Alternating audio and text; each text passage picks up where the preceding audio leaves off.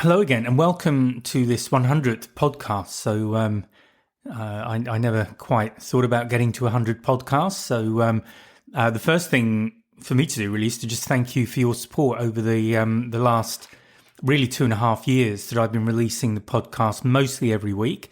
I did have a bit of a slowdown at the end of 2023 because I was working on another project. And I really do appreciate you spending the time to listen to me sharing my experiences, which is essentially what the podcast is. So my experiences with photography and with traveling, things that have helped me along the way, and also really tips for any of you who want to take the kind of photographs that I do. And I always regard that side of it as what I share with you and what I teach. If you use one of my training courses, what I teach is a starting point, and from there you can add your spin or spins on everything you do, and hopefully you'll be producing results that you like a lot better than mine. So that's the way I tend to view these things. So when I did start, it really started out, I guess, just to share that story, with talking to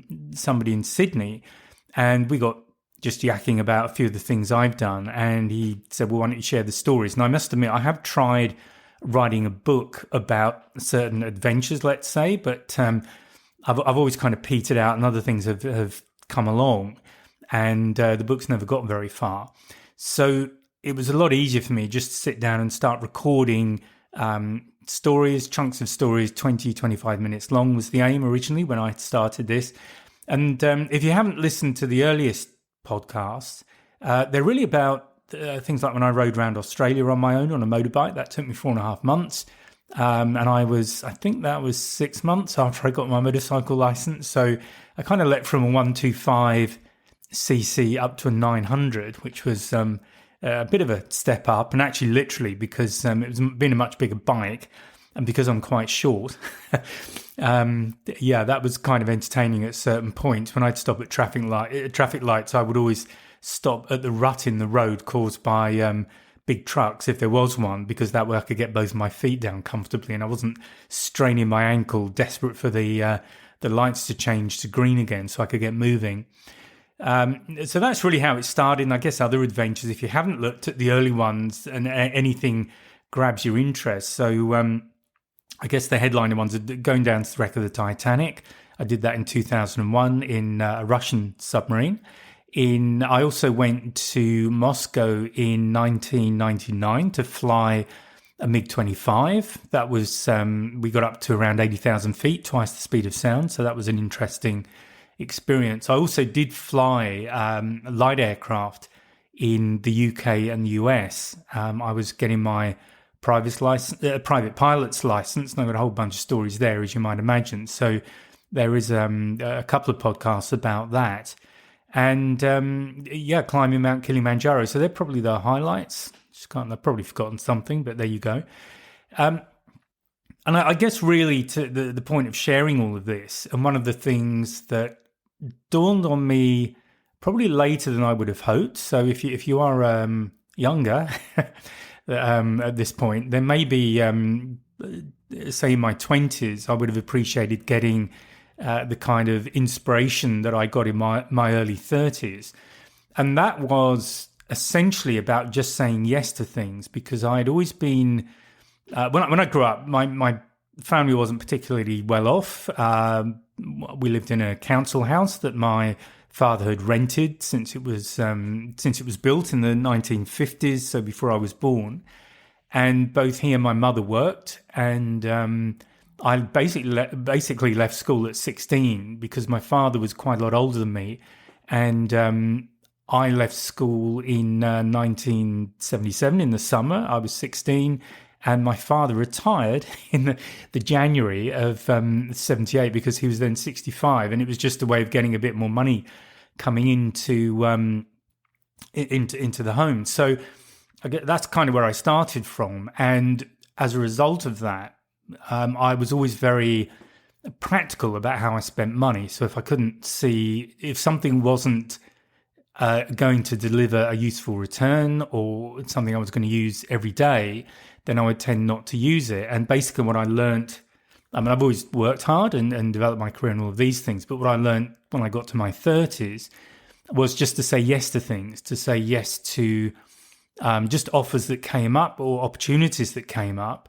So one of those was flying, which was something I'd wanted to do for a long time, but I could see no particular purpose to it other than just having fun because my eyesight isn't perfect. So there were likely to be issues if I wanted to be a commercial pilot and if I'd wanted to go into the Air Force. So there are all these limitations. So I think the message, where I'm trying to get to with all of this, that I hope is useful, is if you are one of those people who tends to hold back a little bit, maybe think things through a lot, and maybe say no to things that perhaps deep down you would like to say yes to, then my suggestion to you is simply to say yes and see what happens.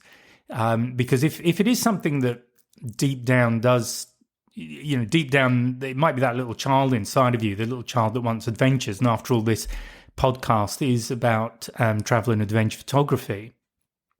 So if part of you wants to say yes, then just say yes. And I generally know when in fact, you will know when you've pushed a boundary because you'll get very frightened, which I've certainly had on a number of occasions now. And certainly there have been times when I've been out, maybe in the bush somewhere, in Africa somewhere or whatever, and I'm wondering what on earth I was thinking to get out there.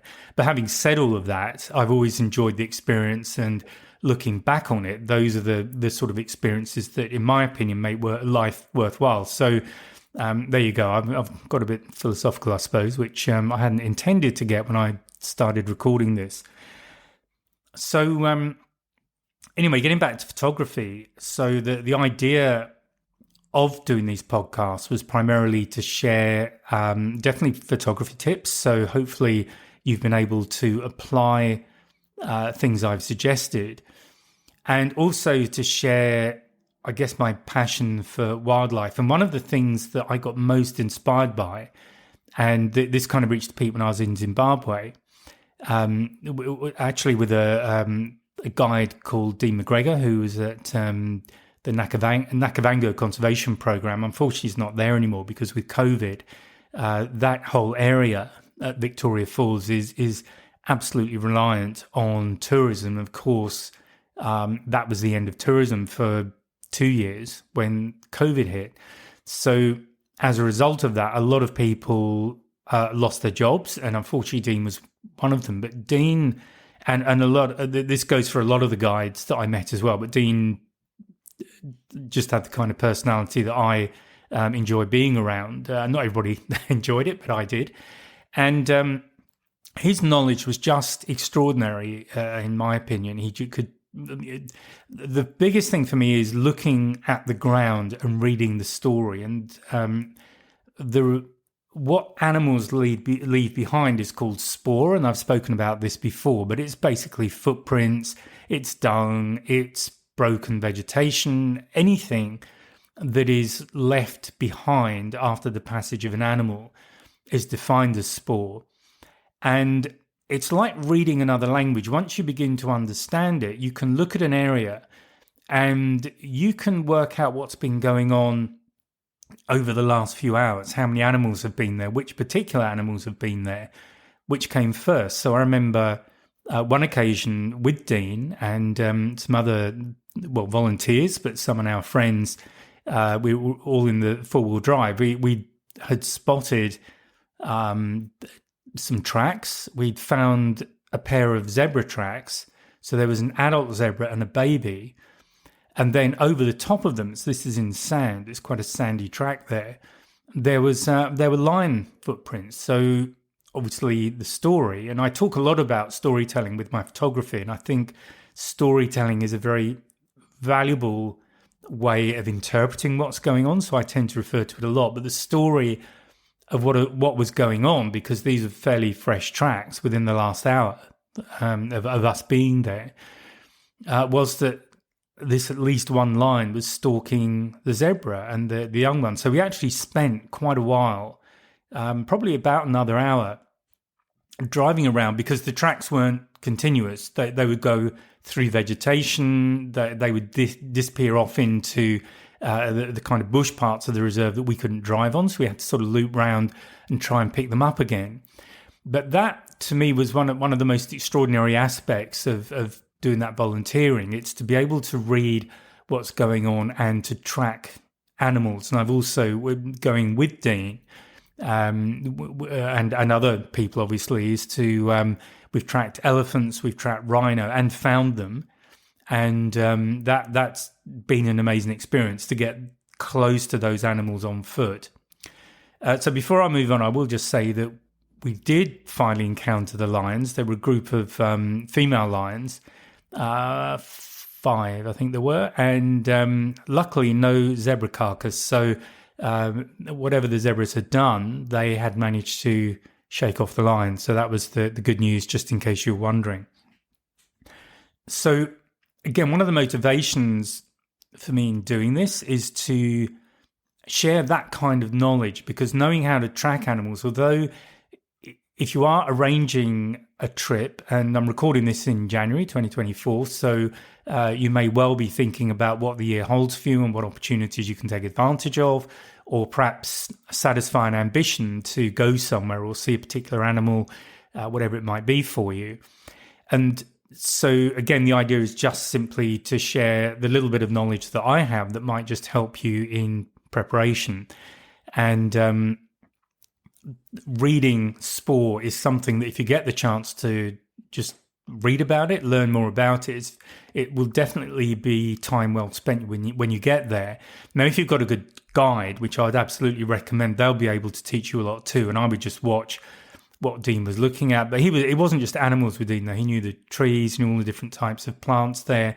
And of course, with different plant life, you get different animals drawn there as well. So the whole thing kind of comes together. Now, the other aspect of these podcasts is to talk about the photography side.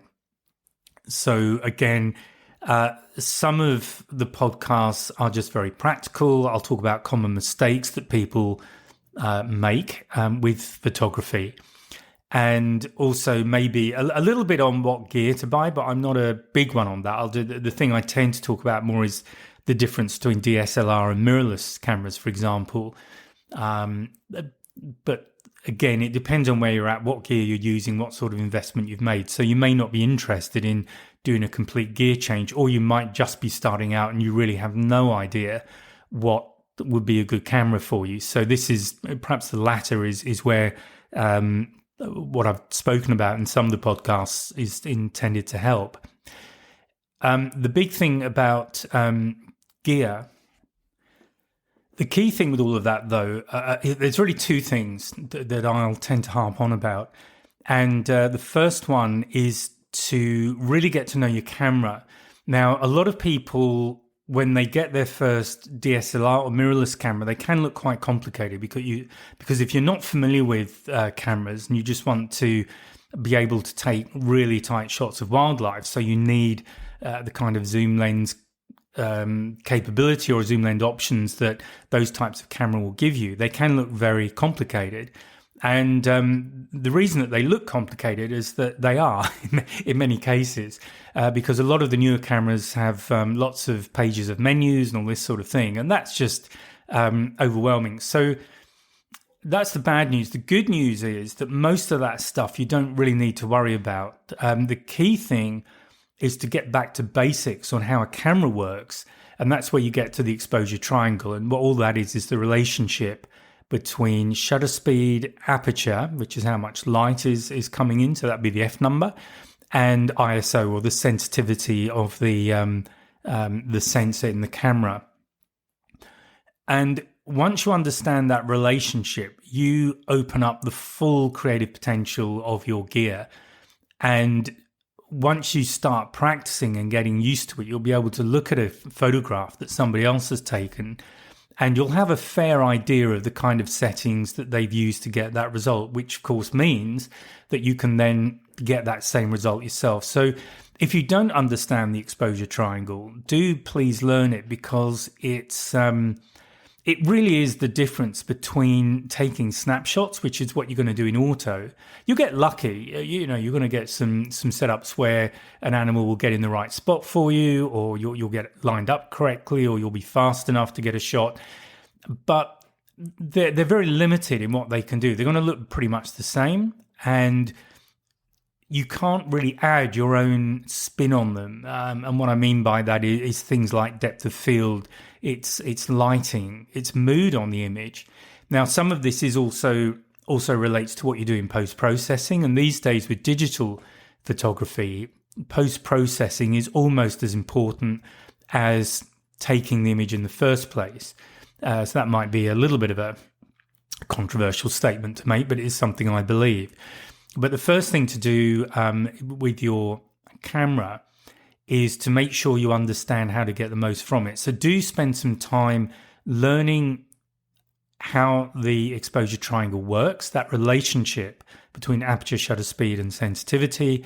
There's stuff on YouTube. I run a training course as well, which will tell you all of that and give you practical exercises that you can use, because the next thing is to start taking photographs and experiment with those settings so that you really start to instinctively understand what's going to happen when you change your aperture one way or another. You'll know what the impact is on shutter speed, on the exposure, all those kind of things.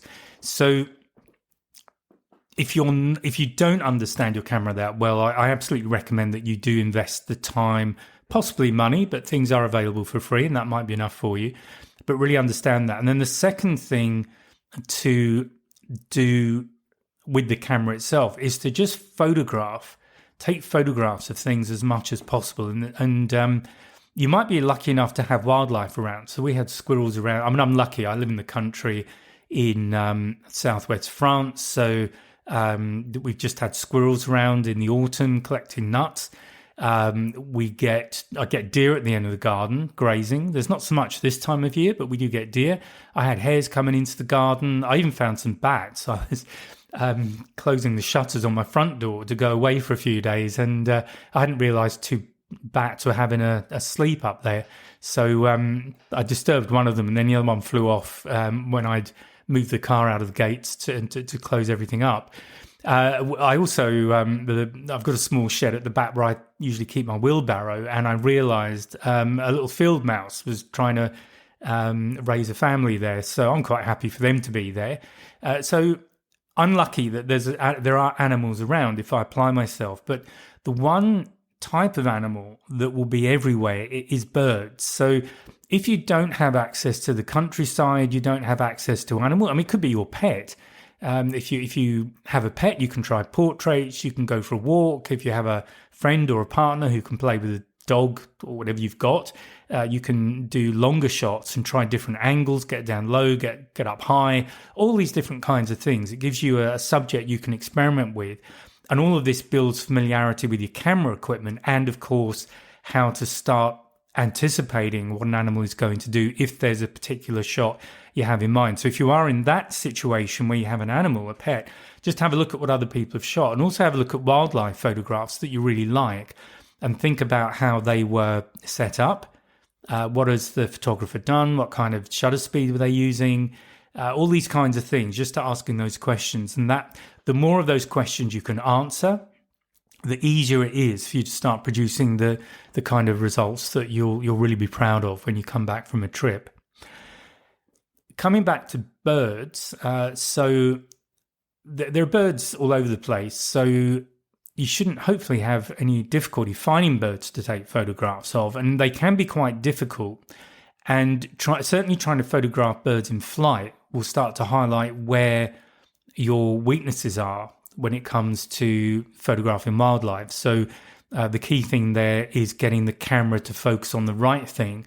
That is the bird, especially if the bird is flying with a fairly strong background behind it, which could be some distance away. So that would result in the camera just changing focus, not being clear on what to focus on. So if you can nail your focusing and really understand the autofocus system on your equipment and how to use it and get good results most of the time, then that is also time well spent. So when you do go away And often with a lot of these trips, they're places that you won't go back to. There are places I've been to I'd love to go back, but the reality is that I probably won't. So when I am there, I always really take as many photos as I can.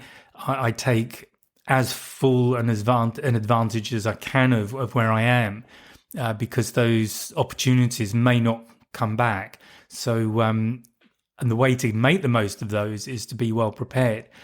Having said all of that, I do mess things up. I mean, I'm like everybody else. I'm human. I forget things. Sometimes I'm tired. Sometimes I've been at a place for several days. There's a lot of getting up really early, being cold, not being able to sleep terribly well. All the other things that happen when you're on a trip away. And of course, the result of that is that you might not be quite on sort of game form when it comes to photographing animals or when the situation pops up. So it is important to do as much before you go away as you can, because I think it was a golfer, somebody congratulated him on being very lucky because he was winning a lot of championships, and he actually said, well, I just find that the more I practice, the luckier I get. And I think that applies very well to photography. The more you can practice, the more you can get familiar with your gear, the more you can start to really experiment and start to get the kind of shots you've seen wherever you get your inspiration from, whether it's online somewhere or in a book or somewhere else. Do practice as much as you can, because when it comes to it, it is important to be able to come back with photographs that you like, but also you want to enjoy the experience of being there.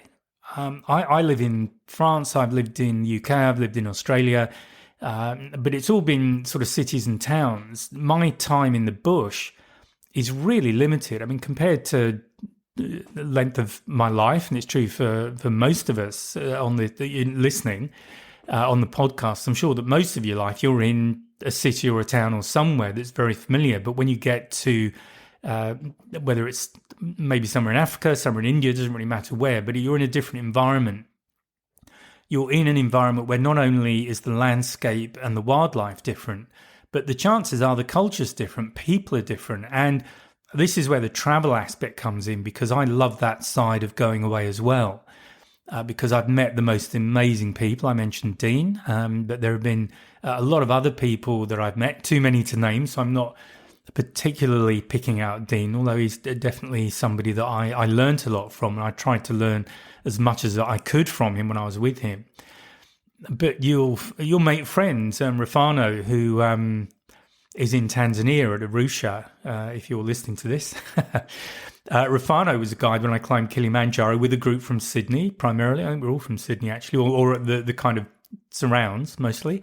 And we did this climb for UNICEF to raise money for children. It was UNICEF Australia. And frankly, the only reason I went on it was I was doing a lot of work, sat in an office, and I decided I really needed an adventure. I was just at that point where that was it. I just needed a change of pace and to go off and do something that absolutely inspired me. And climbing Kilimanjaro is one of the most amazing things to experience. It was tough. And I actually got into road running as a part of my preparations. And that was actually very good training, because the part of road running, if you start doing distance running, so I would run 10Ks, 14Ks on the City to Surf in Sydney. I'd run a couple of half marathons. So I'm not a big runner, but a lot of that is mental. It's how you pace yourself. And getting up Kilimanjaro also, particularly at the end, the last part of the climb, it's very tough. You're very tired. There's not that much oxygen, which is part of the problem. And it seems to go on for an awful long time. I was very, very cold, but I got there. So there's that aspect of the challenge too. But one of the best things to come out of it was, first of all, I made some friends that I'm still in contact with. And that climb happened in 2018. 2018. Yeah, I think that's right. Oh, 2017. It's one of those. It'll be in the, I did a couple of podcasts about Kilimanjaro. So part of it was preparation, part of it was the climb. But the other thing was, I really connected, got on very well with one of our guides, Rafano, and when I was in Africa for a few months at the end of 2019 and then up to March 2020, so when COVID hit, I had a sort of clear area. I had about a week where I had nothing on particularly, and that included Christmas Day. And I had contacted Rufano. I went and stayed with him at his home in Arusha for a few days over Christmas. I think it was 2 or 3 days. And it was just really nice. It was great to just meet his friends, the people in that area, and just see his house, which he designed and built himself. But you get these experiences. And so to me, although the idea of the podcast was to share experiences, give tips, and hopefully help you to have a better experience when you go, one of the reasons I do emphasize practice with the camera is so that you're not really thinking so much about what you're doing on the camera. You're looking at the animal, you're getting your shots, you know what you want, you're having that experience of creating art, which is what we do as photographers. We are artists, after all. But you also can fully enjoy being where you are. And it's a good, probably the last thing to leave you with on this particular podcast is when you are away, when you're traveling, do take time to put the camera down every now and again and just be where you are. And one of my friends that I know through whale watching, Jonas, who used to also helped me organise. I did a couple of photography trips, photographing humpback whales in Sydney. But he would be on the boats pretty much every day doing the photography. And one day I met him. He was on his day off. He brought his son along, and he hadn't got his camera. And I think from talking to him, he at least enjoyed that as much as when he was on the boat working, because without having the camera there, he could just have that experience of being with the whales. And we were lucky. We had whales close to the boat. We had them breaching. We had a lot of activities. So he could just stand and enjoy that. And that is one of the things that it's a trap, I suppose, you can fall into. You get so caught up with the photography, you forget where you are. It becomes work. And that, to me, when it becomes work, you've overdone it. Put the camera down. Just enjoy. Maybe spend the next 10 minutes or half an hour, whatever it is for you, and enjoy where you are. So I'm going to stop rabbiting. To be honest, I've been thinking about this podcast for several days because 100 is a big milestone, and I wanted it to be something special. I don't know if it is in the end. It was the best I could come up with, but I thought just sharing perhaps a little bit of what this was all about and why I started it 3 years ago was perhaps a different podcast to the other things I've been doing. So I guess to just sign off, I hope you have been enjoying them. I hope you've enjoyed this one. Thank you again for supporting me and helping me get to 100. I think I'm at over 11,000 downloads anyway at this point. So that's to me a huge number. So I never imagined that I would get the kind of following that I have, and it seems to be growing, which is also good. So thank you for that. Do please share with anyone who you think might have an interest in any of this stuff. And please check out my website. That's the other thing, because I do have art for sale. I change that periodically. As I've already mentioned, I've got a couple of photography courses you can take. There is a membership if you want to support me. It might just be the cost of a cup of coffee every month. But all of the support I get, particularly financial support, allows me to carry on doing what I'm doing. And I guess the fundamental reason for doing all of this is to try and actively get involved in conservation of, the amazing wildlife we have on our planet. And unfortunately, it's occupying a smaller and smaller part of the animal kingdom. The largest part of the animal kingdom these days are the animals that we eat. So, and some of those statistics can be quite shocking. But so that's what I'm trying to do, is keep those animals so that future generations can enjoy them as well, and also help to support the local communities, because once local communities get behind looking after the animals, then things work an awful lot better. Yeah, so that's it. I'm going to stop there. Thanks for listening. And thanks again for your support. And I'll speak to you on the next podcast. Bye for now. Oh, and one thing just before you go, please take a look at the 2026 wildlife calendar. That's available now. It's on the website. There's a link below the description of this podcast episode. So please take a look. And I'll speak to you next time. Bye now.